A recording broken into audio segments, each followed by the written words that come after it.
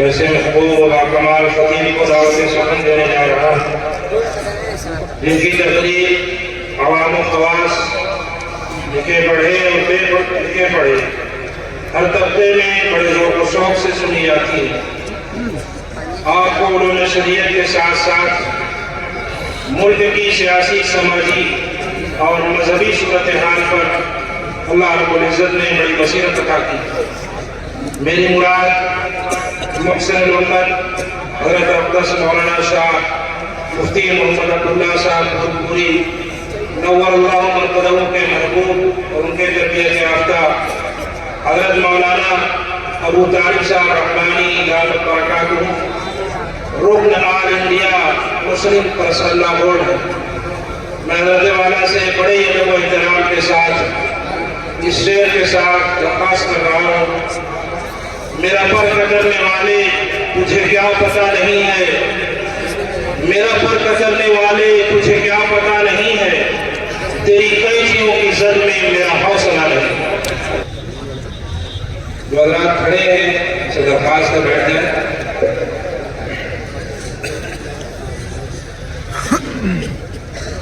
السلام علیکم ورحمۃ اللہ وبرکاتہ۔ بسم اللہ الرحمن الرحیم، الحمد لله وكفى وسلام على عباده الذين اصطفى، أما بعد، الحمد لله رب العالمين والعاقبة للمتقين، والسلام على رسوله محمد وعلى آله وأصحابه أجمعين۔ رب اشرح لي صدري ويسر لي أمري واحلل عقدة من لساني يفقهوا قولي، رب يسر ولا تعسر وجمل بالخير، ربي زدني علما، ربي زدني علما، اللهم ربي زدني علما وألحقني بالصالحين۔ أعوذ بالله من الشيطان الرجيم، بسم الله الرحمن الرحيم، وقل جاء الحق وزهق الباطل إن الباطل كان زهوقا، صدق الله العظيم وصدق رسوله النبي الأمي الكريم، اللهم صل على سيدنا محمد وعطرته بعدد كل معلوم لك، اللهم صل على سيدنا محمد عبدك ورسولك وعلى المؤمنين والمؤمنات والمسلمين والمسلمات۔ جانشین مقصود ملت پیر طریقت حضرت مولانا مفتی احمد اللہ صاحب کو پوری دعوت برکاتہ، ناظم اعلیٰ مدرسہ عربیہ اسلامیہ میں مرحوم قابل احترام حضرات علماء کرام، بزرگان محترم، نوجوانان اسلام، عزیزان کرام، اس وقت ظاہر ہے کہ سردی کا آغاز ہو چکا ہے اور اس کمبل اوڑھنے کے زمانے میں کھانے پینے کی جو فکر صحت مندوں کو ہونی چاہیے وہ ہو رہی ہے، اس پر بھی مسئلہ حرام و حلال کا آ گیا ہے، لیکن کھانا جینا ہے تو کھانا ہے انشاءاللہ۔ لیکن عزیزان ملت، جن عظیم ذمہ داریوں کے ساتھ انسان جس کام پہ بھیجا جاتا ہے، جو وہ اس کام کے لائق نہیں ہوتا ہے تو وہ معذور کر دیا جاتا ہے، سسپینڈ کر دیا جاتا ہے، یا پھر کہا جاتا ہے کہ بیکار ہی صحیح بیٹھ کے کھاؤ۔ تم جس عظیم کام کے لیے گئے اس کام کو تم نے بھولا دیا، اور یقین مانیے جب آدمی اپنے دین کی اوقات میں اپنی ذمہ داریوں کو پوری نہیں کرتا تو زوال کے وقت میں اسے عورتوں کی طرح ہونے کی اجازت بھی نہیں دی جاتی۔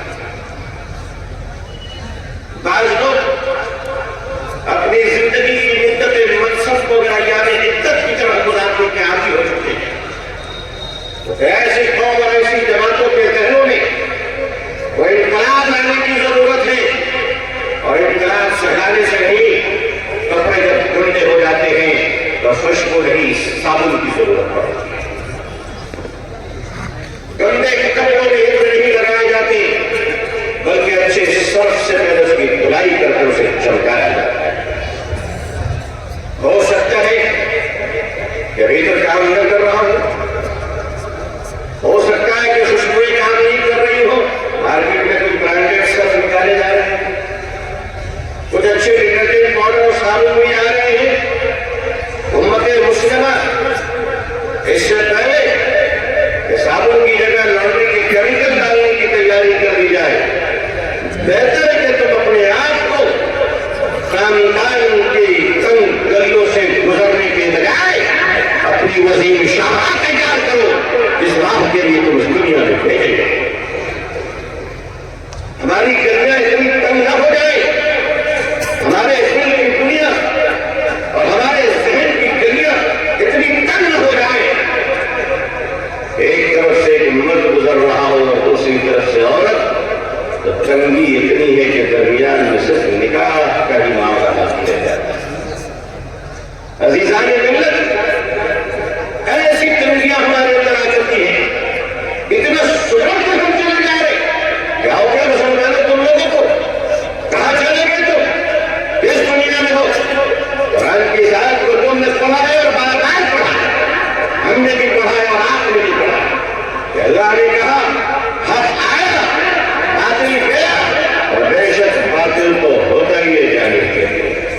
بس اسے فلسفے کو اگر آج ہم جانیں اللہ کی توفیق ہے، یقین مانیے اللہ ہمیں دنیا میں، ارے دنیا والوں نے بھی کوئی ایسا تالا نہیں بنایا جس کی چابی نہ بنی ہو۔ دنیا کا ہر تالا چاہے نمبر سے کھلے، چابی سے کھلے، لوہے سے کھلے یا لات چوٹی سے کھلے، مگر تالا وہی ہے جس کا کھلنا ایک لیکن مقدر۔ دنیا میں کوئی ایسا تالا نہیں بنا جو لگ جائے اور کھل نہ پائے، وقت کا انتظار ہے، آج تیری باری آنے والی صدی ہماری۔ جا وقت وذهب الباطل ان الباطل كان زهوقا، اور تو تم جھنکار کے چلے والوں اور ریال اور ملیشیا کے رنگت پر اپنے تناس کے جلال کو آسمان پر رکھنے والوں، اپنی دولت کی دیواروں کو اونچی کر کر اپنے بھائیوں کو چھوٹا سمجھنے والوں، اور اپنے گھر کی شادیوں میں مسلمان کم اور ابو جہل بننے والوں، آؤ تمہارا وقت آ گیا ہے، یا تو تم نبی کی باتیں مان کر سدھر جاؤ، ورنہ ڈٹرجنٹ نہیں دھوبی کا گندا ہوگا چلا ہے۔ صاحب کا دور گیا، گندے کے دور چلیں گے، بعض ضدی داغ کو دھوبی گندوں سے مار مار کر چھڑایا کرتے ہیں۔ جہاں وقت وضاحت الباطل ان الباطل كان زهوقا، حق آیا باطل گیا۔ یہ باطل کون ہے؟ حق کون ہے؟ حق روشنی ہے، باطل اندھیرا ہے۔ اللہ تبارک و تعالی نے کم فرق کر دیا، حق آئے گا باطل نہیں سکتا۔ یہ ایمان ہے ہمارا، ایمان ہے حق آئے گا تو باطل جائے گا۔ آپ نے پڑھا سنا ہے، لائٹ آ گئی تو کیا ہوا؟ اندھیرا چلا گیا، چلا گیا، بتی جلی، اندھیرا ختم۔ لائٹ کے آنے سے اندھیرا جاتا ہے، کبھی آپ نے سنا کہ اندھیرے کے آنے سے بتی چلی جاتی ہے؟ یہ فلسفہ کبھی سنا؟ یہ روشنی کیوں چلی گئی؟ کیا اندھیرا آ گیا؟ کہیں اندھیرا کیوں چلا گیا اور روشنی آ گئی؟ سائنس کی زبان میں ڈارکنیس کسی چیز کا نام نہیں ہے۔ اندھیرے تو کوئی وجود نہیں ہے، اندھیرا کسی شے کا نام نہیں ہے، اندھیرا کسی طاقت کا نام نہیں ہے، اندھیرا کسی بلندی کا نام نہیں ہے، اندھیرا کسی قوت کا نام نہیں ہے، اندھیرا کسی صاحب اقتدار کا نام نہیں ہے، اندھیرا کسی فلسفے کا نام نہیں ہے، اندھیرا سائنس اور ٹیکنالوجی علم کا نام نہیں ہے۔ یہ اندھیرا نام کس کا ہے؟ روشنی کی غیر موجودگی کا نام ہے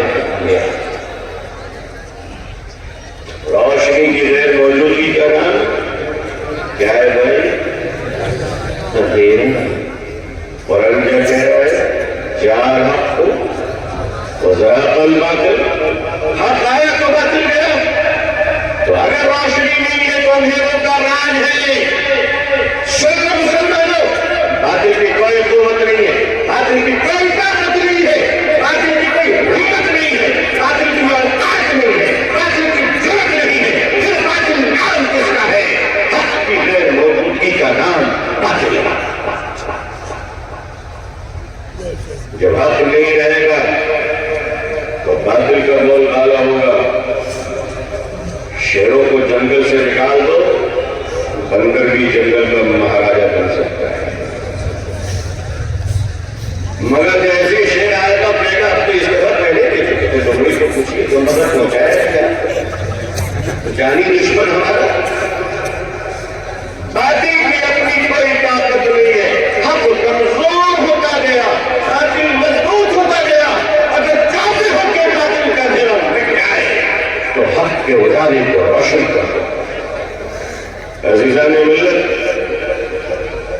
جھوٹ، یہ جھوٹ کس کا نام ہے؟ جھوٹ کا اپنا کوئی وجود نہیں ہے، جھوٹ کی کوئی حیثیت نہیں ہے. پھر جھوٹ کہتے کس کو ہے؟ سچ کی غیر موجودگی کا نام جھوٹ. جب ماحول میں معاشرے میں لوگ سچ بولنا بند کر دیں گے تو جھوٹ کا راج ہوگا. جب اہل حق حق کو رکھنا بند کر دیں گے تو باطل کا راج ہوگا. اور جب روشنی بجھنے لگے گی تو اندھیرے کا راج ہوگا. عزیزان ملت، آپ نے چمبک دیکھے؟ میگنیٹ کہا جاتا ہے. کیا کہتے ہیں چمبک؟ چمبک کو ہم چمبک اس لیے ہی کہتے ہیں کہ وہ لوگوں کو چنما لیتا رہتا ہے. ہم چمبک کو اس لیے چمبک کہتے ہیں کہ اس کے رینج میں اگر کوئی لوہا ہو تو وہ اسے کھینچ کر مارتا ہے. آپ ایسا کریں گے.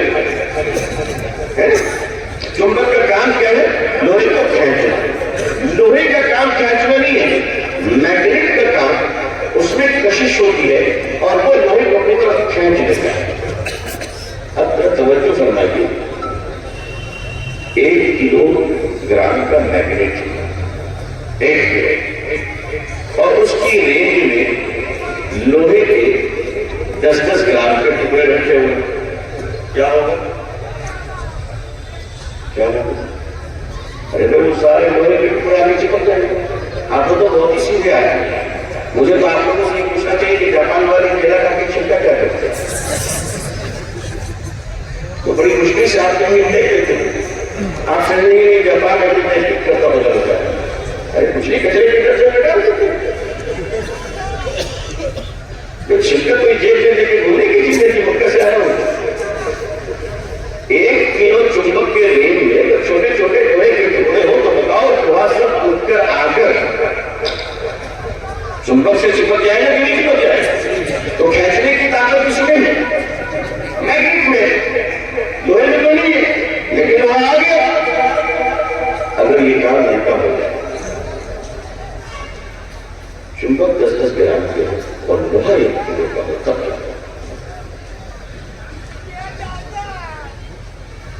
آپ کو تو ایسا گھبرا گیا جیسے میں نے کہا کہ اسرائیل نے بم توڑ دیا. اس کی دعا بھائی سارے جو چھوٹے چھوٹے چمبک ہوں گے وہ جا کے لوہے سے چپک جائے. آج سے تم نے نہ پی، آج سے تم نے نہ پی. کھینچنے کی طاقت لوہے میں ہے چمبک میں. تو پھر یہ لوہا چمبک کو کی طرف کھینچ کیوں لیا؟ اس لیے کہ اگر مقناطیس کمزور ہو جائے اور لوہا مضبوط ہو جائے تو گرچہ بھی کھینچنے کی طاقت ابھی بھی مقناطیس میں ہے لیکن کمزوری کے بنا پر تو باقی لوہے کی قدر پرسی کر رہا ہے. عزیزان ملت، امت مسلمہ کو اللہ نے بنایا تو مقناطیس ہے، لیکن بیچارے کو ٹائم پر کباب نہ ملنے کی وجہ سے بیچارہ اتنا کمزور ہو گیا، اتنا کمزور ہو گیا کہ اسے سوچنا پڑ رہا ہے کہ اہل حق اگر باطل کے قدموں پہ گرا ہو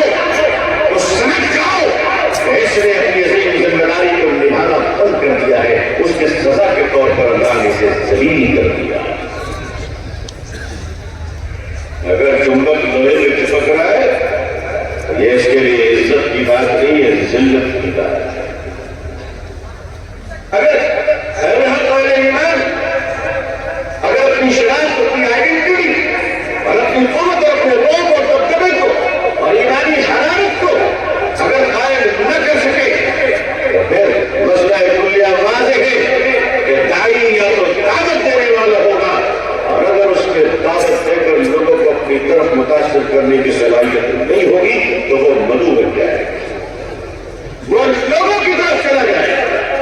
پچھلے 75 سالوں میں ہماری ایک ذمہ داری تھی، 75 سال اس لیے کہہ رہا ہوں کہ آزادی کے بعد ہمیں اللہ نے موقع دیا کہ ہم سچائی کے چراغ روشن کریں، ہم حق کی علم کو بلند کریں۔ کم از کم مسلمانوں کو یہ تربیت کو دی جاتی کہ مسلمان بچوں کو کہ مسلمانوں ہمارے بچوں زندگی میں سوئی پہ بھی لٹک جاؤ تو کبھی جھوٹ مت بولو، کبھی جھوٹ مت بولو۔ ہمارے ملک میں ماشاءاللہ جتنے اسلامی تقریریں ہوتی شاید دنیا میں کسی ملک میں ہو، ہندوستان پاکستان بنگلہ دیش سے زیادہ جلسے دنیا میں کہیں ہوتے ہوں نہیں، میں تقابل نہیں کرتا، مگر اگر آپ ساؤتھ ایشیا کے کنٹریز میں چلے جائیں تو وہاں کے بچے جھوٹ کیوں نہیں بولتے؟ اسلام وہاں ہے، مسلمان اکٹھا، وہ لوگ ان کے پاس دین نہیں ہے، لیکن وہ شراب خانوں میں بھی بیٹھ کر، جاپان کے لوگ شراب خانوں میں بھی بیٹھ کر سچ بولتے ہیں، ہم مسلمان مسجدوں میں بھی بیٹھ کر جھوٹ بولتے ہیں۔ کہ جھوٹ بولنے والی قوم سے آپ امید رکھتے ہیں کہ انہیں ایک مقام ملے، انہیں عزت ملے۔ آزادی سے پہلے انگریزوں کا زمانہ تھا، کانپور یہ پٹکا پور بہت مشہور جگہ ہے، وہاں مسجد سے متصل قریب میں شراب کی دکان کھلی، انگریزوں کا زمانہ تھا، لائسنس دے دیا گیا۔ اب جو نمازی آنے جانے والے تھے بچارے وہ شراب کی دکان دیکھتے تھے اور مسجد جاتے تھے، بڑی کراہت ہوتی۔ مسلمانوں نے کہا امام صاحب بدعا کیجیے کہ اللہ پھر اس کی دکان میں حاضر کیا۔ ہر نماز میں دعا میں بدعا کہ اللہ مسجد سے قریب شراب کی دکان کھول گئی ہے، آپ اس کو جلا دیجیے، خاک کر دیجیے، خاکستر کر دیجیے۔ اب یہ دعا مشہور ہو گئی، شراب کی دکان والے کو بھی اطلاع مل گئی کہ ہماری یہ دکان بدعا ہوتی ہے۔ مگر ایک دن خدا کا کرنا ایسا ہوا کہ شارٹ سرکٹ کی وجہ سے اس کی دکان میں واقعی آ گئی، اب آگ لگی تو شراب میں الکوہل ہوتی، آگ پھیل گئی، کنٹرول نہیں ہوا، قابو نہیں ہوا، دکان جل گئی۔ شراب کی دکان کے مالک نے تھانے میں جا کے FIR کرایا کہ میری دکان میں آگ لگی ہے اس مسجد کے مصلیوں کے بددعا کی وجہ سے، اور اس کے ذمہ دار امام صاحب اور نمازی حضرات نے پولیس نے بلایا، بھائی آپ لوگوں کی بددعاؤں سے دکان جل گئی۔ کہا کہ نہیں ایسا نہیں ہو سکتا، ہماری دعاؤں میں طاقت کیا ہے؟ کہا کہ نہیں یار، اس کو تو یقین ہے، جس کی دکان جلی ہے اسے یقین ہے کہ میں اس کی بددعا سے تباہ ہوا ہوں، مگر رہا ہے کہ اسے یقین نہیں جو دعا کر رہا، اسے یقین نہیں۔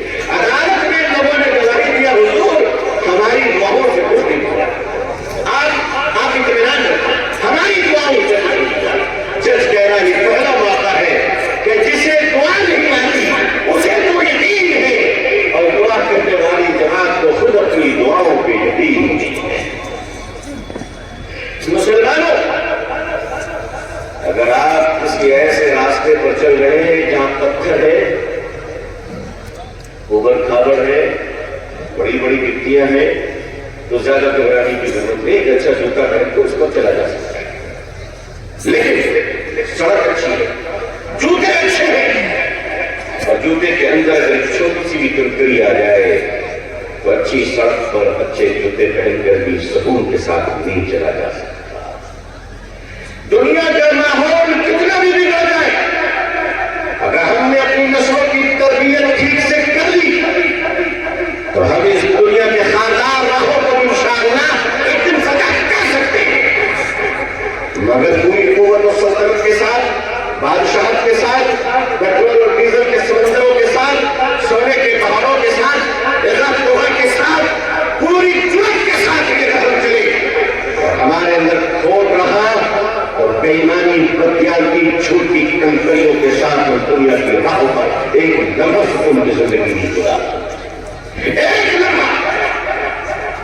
ہمارے تربیتوں کا حال یہ ہو رہا ہے، کیا تمہیں سوچنا پڑتا ہے، کیا تمہیں بزرگ علماء کرام کے پاؤں پکڑ کر کہوں کہ اللہ اب کم از کم امت کے اماموں کی تربیت تو کر دیجیے، تاکہ شاعرہ کے نام پر مجرا کرنے والی پر ہم لوگوں کو چھڑتے ہوئے تو کم از کم کریں، کم از کم تالی بجانے والی قوم کو نہ دیکھیں۔ کہاں چلے جا رہے ہیں؟ ہماری ساری جب کہاں چلی جا رہی ہے؟ آپ کہتے ہیں دنیا کو کوئی نہ اٹھائے، اور آپ نے تو اثر کر ہم نے اپنے معاشرے کی تربیت اپنے سماج کو بنایا ہے۔ یہ عظیم الشان اعظم پر اللہ نے آپ کو خوشحالی بھی دی ہے، اللہ نے آپ کو قوت بھی دی ہے، کہ آپ کو یہ فرض نہیں ہے کہ اپنے بیٹے اور بیٹی کی شادی کے موقع پر آپ دنیا کو بتا دو کہ ہم پوری دولت کے ساتھ، پوری طاقت کے ساتھ، پوری قوت کے ساتھ اور پوری طاقت اور پولیٹیکل پاور ہونے کے باوجود ہم اپنے بیٹے اور بیٹیوں کی شادی میں جس سر کو سب سے زیادہ اونچا کریں گے وہ محمد رسول اللہ کی سنت صلی اللہ علیہ وسلم۔ لیکن وہ تمہارے بچوں کی شادی میں سنت بیچارہ کہاں رہتی ہے، دین کہاں رہتا ہے؟ وہ بیچارہ قاضی 15 منٹ کے لیے رجسٹر لے کر خطبہ پڑھنے کے انتظار میں رہتا ہے، کیونکہ تم اسے ایک لفافے دے دو، تم اپنے دولت کا مظاہرہ کرتے ہو۔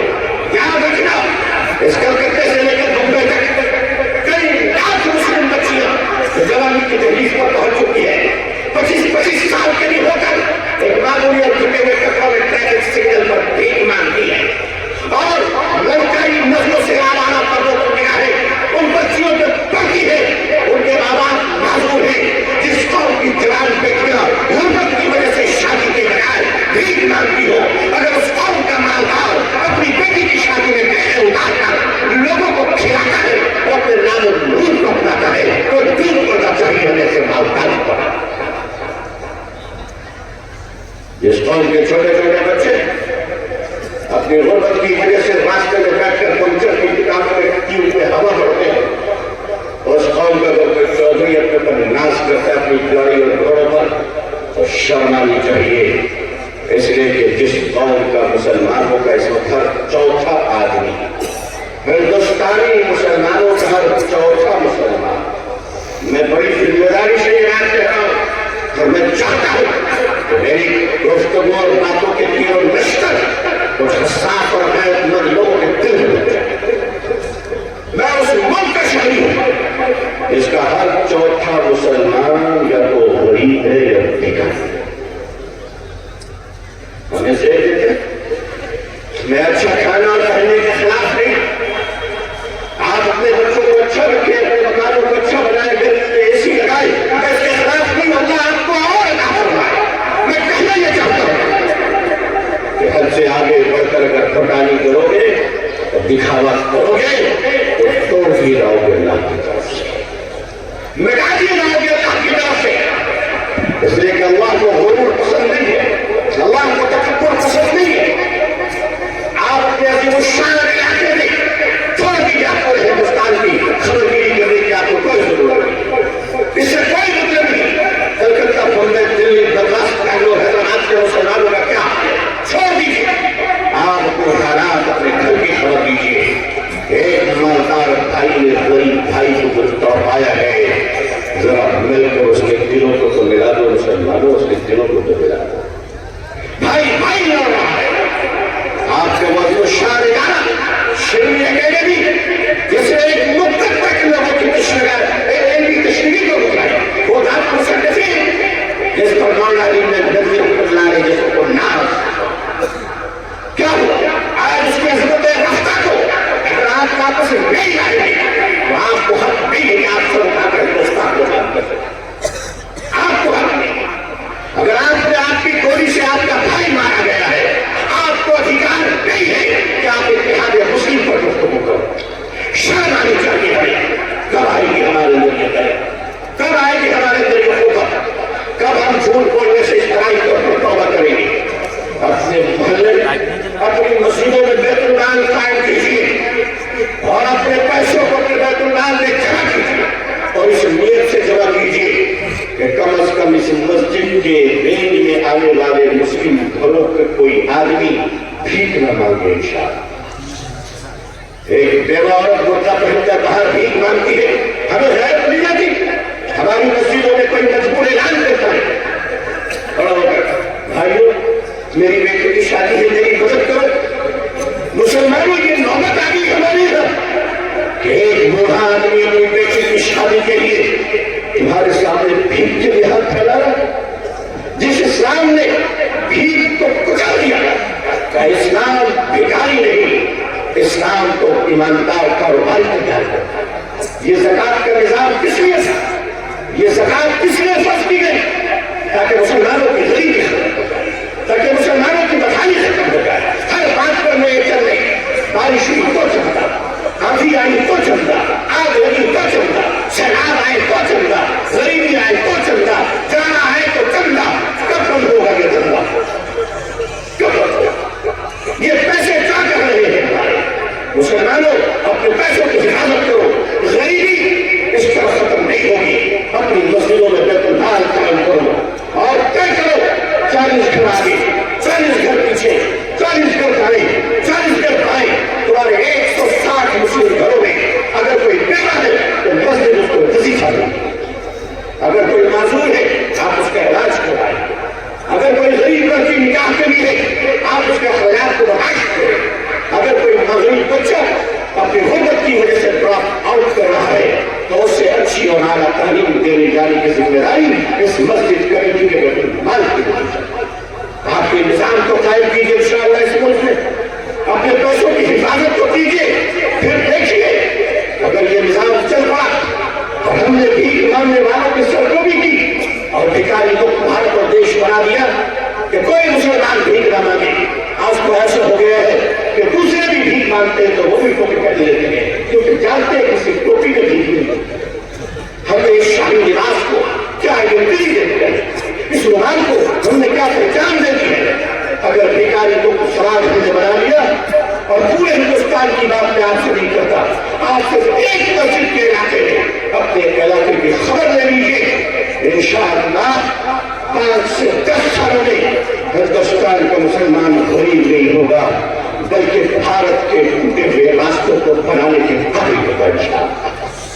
پھر آپ وہی مسلمان ہوں گے جو سرکار سے اپنا ادھیکار کی بھیک نہیں مانگیں گے بلکہ آپ کو پتہ چل جائے کہ مراٹھواڑہ کے جنگل پہ پانی نہیں ہے، جہاں 10-10 کوس ہمارے دیش کی بہنیں پانی لانے کے لیے جاتی ہے، وہاں اگر مسلمانوں کی جماعت جائے کہ ہم پانی کا انتظام کریں گے اس لیے کہ اللہ کی نعمت ہے، اللہ کے مخلوق کو مل جائے، تو بتاؤ مسلمانوں پانی بھرنے والے کم از کم انہیں دعائیں تو دیں گے، گالیاں نہیں دیں گے انشاءاللہ۔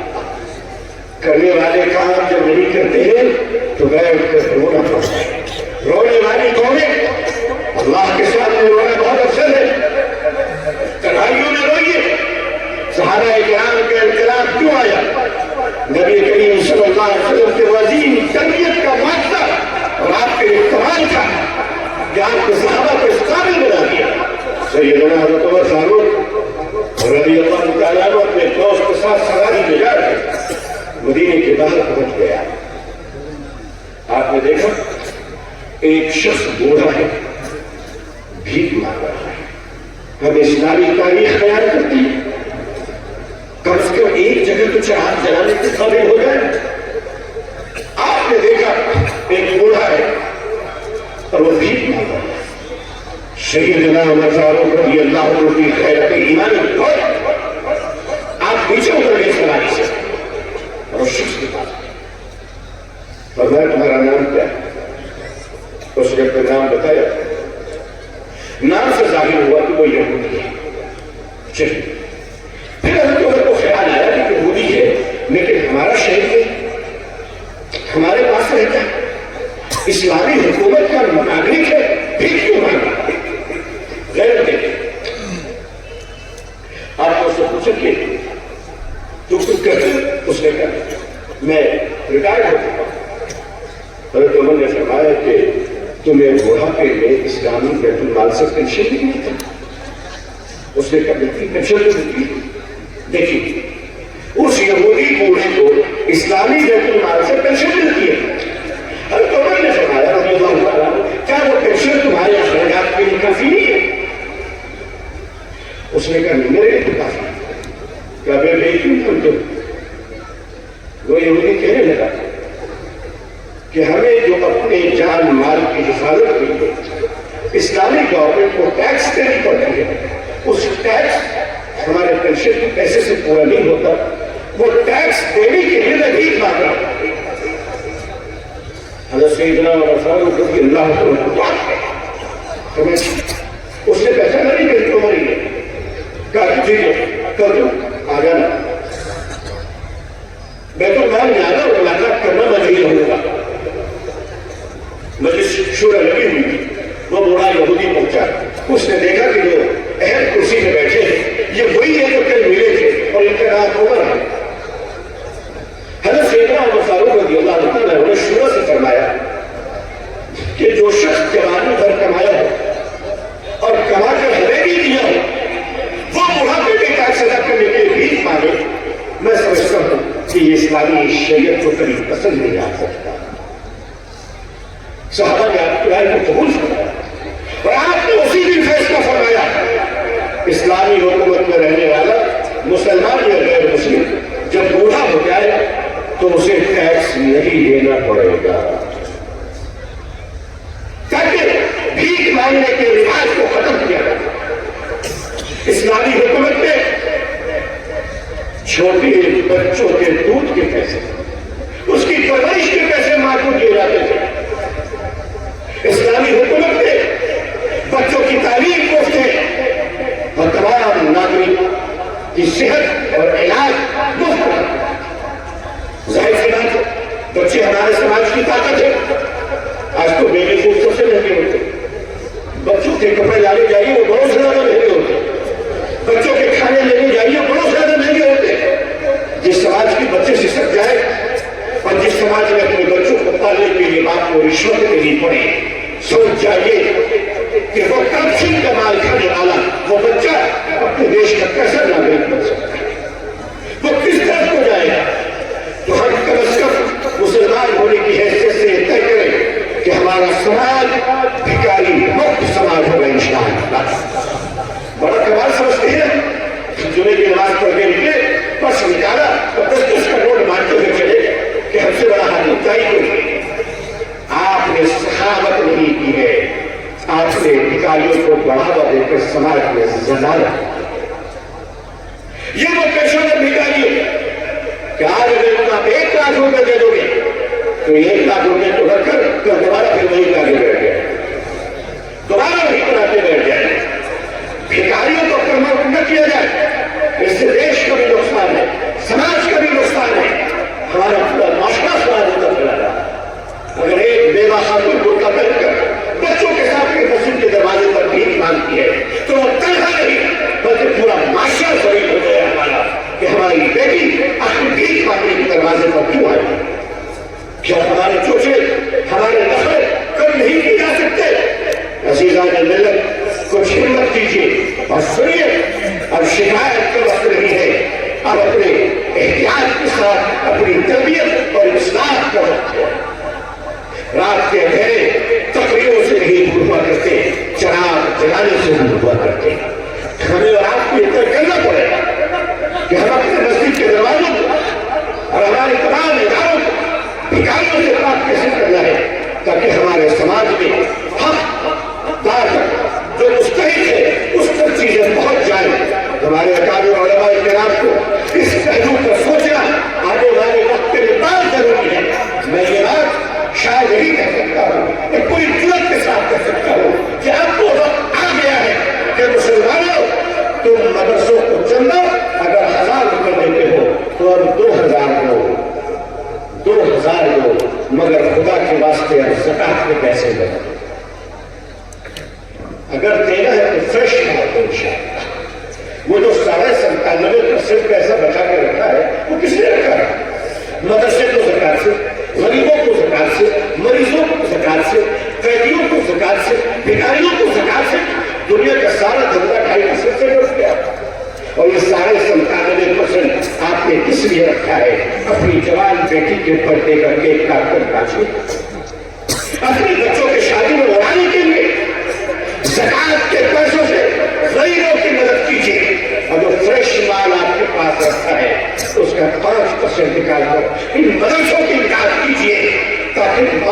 कचरा खाकर मौलवी तैयार न हो, फ्रेश माल खाकर और हमारे हक की जमात तैयार हो इंशाअल्लाह।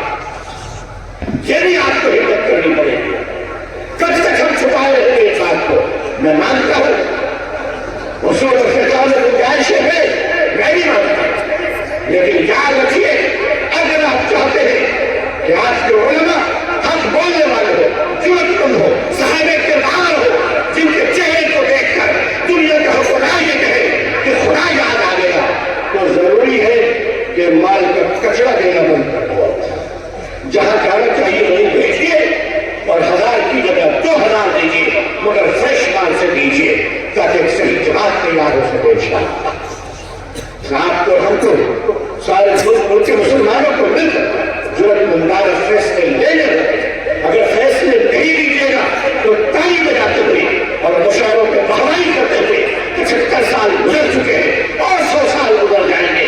क्या खबर है आपको कि हमारी कितनी बेटियां नौजुबिल्लाह बिहार के रोड में बैठ चुकी हैं, हराम के दरवाजों पर पहुंच चुकी है? आपको क्या खबर कि कई लाख ग्रेजुएट मुसलमान बच्चे नौजुबिल्लाह रजिस्टर्ड हो रहे हैं। मैं उसकी तफसीलात बयान करना नहीं चाहता। मेरे सीने में ज्वाला उठी है, मेरे सीने में आग जल रही है। जिन हक़ाइक़ का इल्म मुझे है, अगर मैं उसके 1/40 हिस्सा बतौर ज़कात की बयान कर दूंगा, क़यामत से पहले क़यामत आ जाएगी। आप क्या समझ रहे हैं? हमने मामूली नफरत की है, हर लाइन में हम पीछे होते चले गए। हमें इसका मुकाबला करना है तो पूरी जुर्रत को बहादुरी के साथ करना है। मुसलमानों आओ और इस तरह हम मस्जिदों को भर दें इंशाअल्लाह। अपनी नमाजों में फजर की नमाजों में मस्जिद भरने वाले हो जाए। और फरमाते हैं हालात जब नागहानी हो तो हुकूम के नाज़िला की पाबंदी होनी चाहिए। हुकूम के नाज़िला की पाबंदी नहीं है। हम कहते हैं पूरा हिंदुस्तान नजर रोजा रखे और लंबी दस्तरखान बिछा दे यहाँ से लेकर बनारस के एयरपोर्ट तक, और फिर चलते दिए जाए, फिर तस्वीरें लगाई जाए। नहीं, अगर कहना है, हिम्मत है, मोहब्बत है, तो आओ फजर की नमाज की मस्जिदों में चले और कुल के नाज़िला में आमीन कहने वाले लोग हो जाए।